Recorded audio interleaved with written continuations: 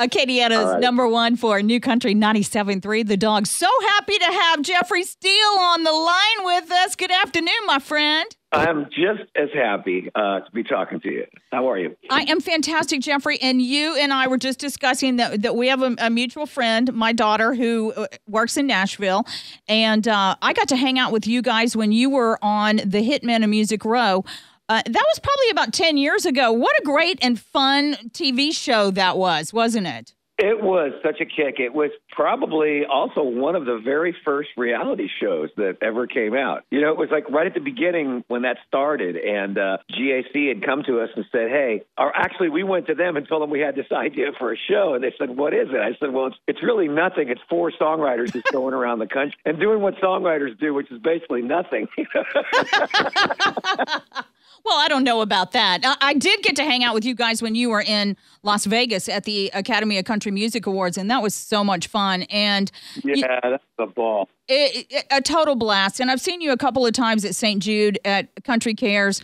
And I was just thinking, I looked, even though I know so many of the wonderful songs that you've written, I got to tell you that I'm a huge fan of Boy Howdy. I really am. I started out in country music when Boy Howdy was on the air, and I absolutely love them. It was one of my favorite times. I got to say that band was either behind its time or ahead of its time. I always felt like if that band came out 5 or 10 years ago, it would have been huge. You know?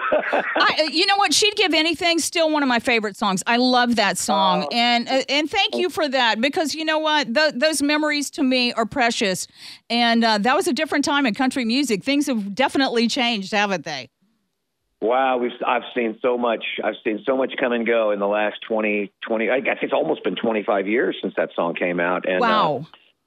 Seen so much change, and I've seen my career obviously has just changed and evolved and gone through so many different stages. And you know, that whole Boy Howdy thing was I always feel like I didn't really learn how I really wanted to write songs until about 5 years after that band broke up. Well, is it more fun being an artist, or is it more fun being a songwriter? Well, I got to tell you, I love my life. You know, I always have people that come up to me when I play shows and say, gosh, how come you're not an artist? How come you're not out there doing the shows and being the guy? And I said, well, I was the guy for a while. And I've always liked making stuff up and creating stuff. And I knew that at some point in my career, if I really wanted to figure that out and do that, I needed to put all my time into it. And when I was out on the road all the time, you know how it is. Like when you're an artist, you're being an artist, and you're dialed into all that stuff, and you can't really focus on your creativity as much. And I just really made a commitment to wanting to be a guy that made up songs, you know, because I love songs. I love recording songs, producing songs, and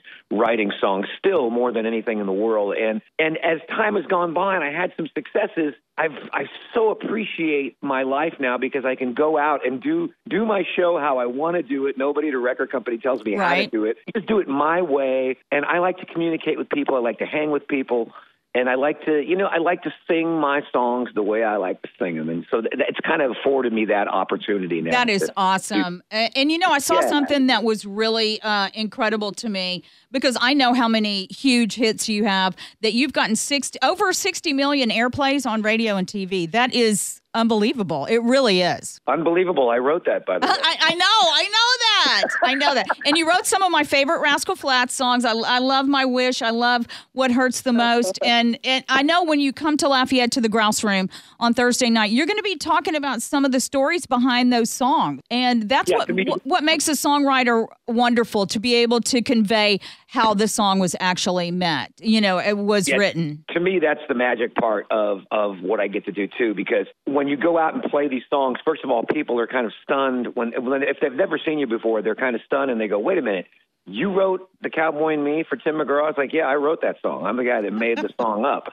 And then you tell them the backstory behind how it got written, or how it got recorded, or how somebody found it. You know, and it's a magical thing when it makes people just shake their heads in disbelief and go, "Wait a minute!" Like You know what I mean? It's yeah, it is. It's magic. It is. And I know that when the CMA Awards were on and they did a tribute to Troy Gentry and with one of your songs on there, and that really made me tear up, and that had to have been such a special moment for you too. Yeah, there was a lot of tears because that part of my life with those guys was huge. It was defining. It was defining for them as artists because they finally found their sound through my songs. And it was defining with me as a songwriter because it solidified who I was, as a songwriter. Yeah. I was able to figure out my sort of thing. And so we had this huge bond. And, I produced a couple of the records around that time and just had a real close bond with Troy and Eddie both. And just like everybody else, I was just stunned when I heard the news. And I still can't believe it. In My Town, what a beautiful tribute that was. It really was. And thank you for that beautiful song. Thank you. I got to ask you, Jeffrey, you've gotten like so many millions of awards. Where do you keep all your awards? Do you have them in the basement, or do you have them around the house, or do you have an extra garage? Well, I'll tell you. First off, I got it. When you say thank you to me, I got to say thank you to God because I write a lot of songs and I'm in there every day doing what I do. But every now and then that something comes through you that just kind of writes the song by itself. And My Town was one of those songs that I'm so fortunate to be able to do this. So I just want to say that. But as far as awards go, I have a studio in Nashville on Music Row, and it's pretty much cluttered with everything. What's your favorite award? What's the favorite award that you've ever won?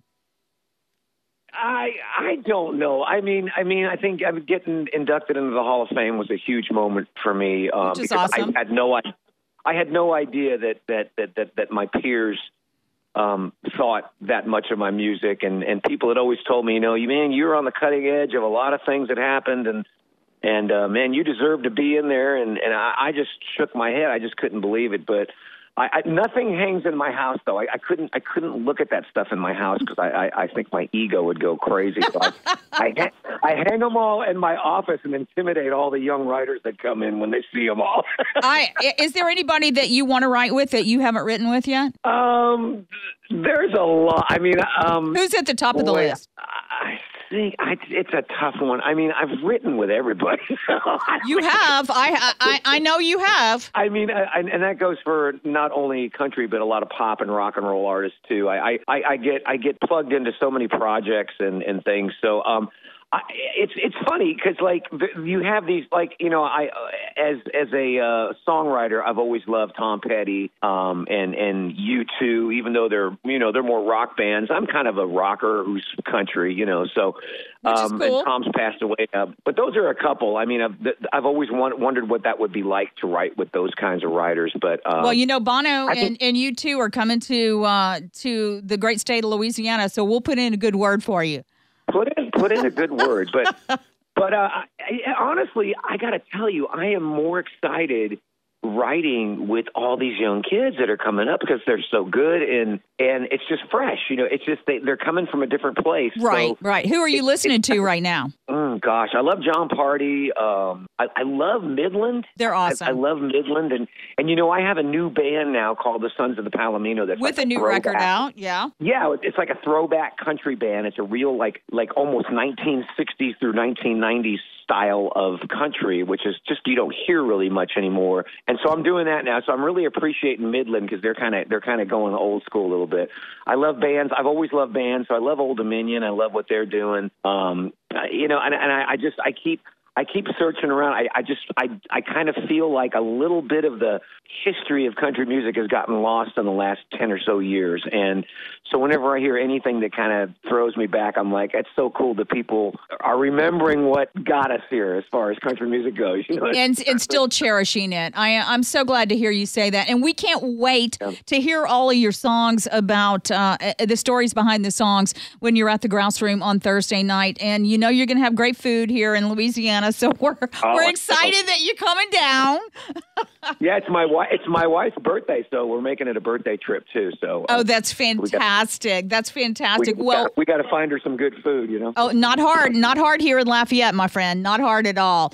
The Heart of Cajun Country will welcome you, and we can't wait to see you at the Writers Round at the Grouse Room, and that's on Thursday night here in Lafayette. Jeffrey, such a pleasure to talk to you again. Thank you so much for giving us a little insight into all the wonderful songs that you have brought to us here in country music. Thank you. Looking forward to seeing you too, Stephanie, and I can't wait to play. I just can't wait. It'll be fun.